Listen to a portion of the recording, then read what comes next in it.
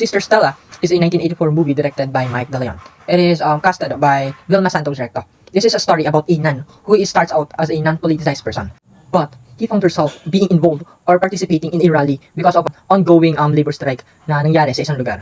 And dahil dito, is nabuksan yung kanyang isipan sa mga nangyayari sa society and also sa nagiging epekto nito sa mga mahihirap. Napagtanto rin niya dito na kahit yung mga mahihirap, yung walang-wala, is makikita dito yung pagmamalasakit ng mga tao or ng mga mahihirap sa kanila or sa sisters. Kakita na kahit sila yung nahihirapan ay talaga binibigyan pa rin sila ng importansya. Sila pa rin yung iniintindi doon sa site na pinagraralihan nila. Dito rin makikita yung kanyang pagiging resilient na kung saan kahit na yung buhay niya yung maging kapalit is basta pinaglalaban niya yung kung anong tama para sa kanya is gagawin niya dahil ito yung sa tingin niya makakabuti sa nakararami. So if I'm going to rate this movie is I think 8.5 kasi yung story is napaka ganda and also napapanahon. Kumbaga sa ngayon is talagang related pa rin siya or nakaka-relate pa rin sa ngayong issue.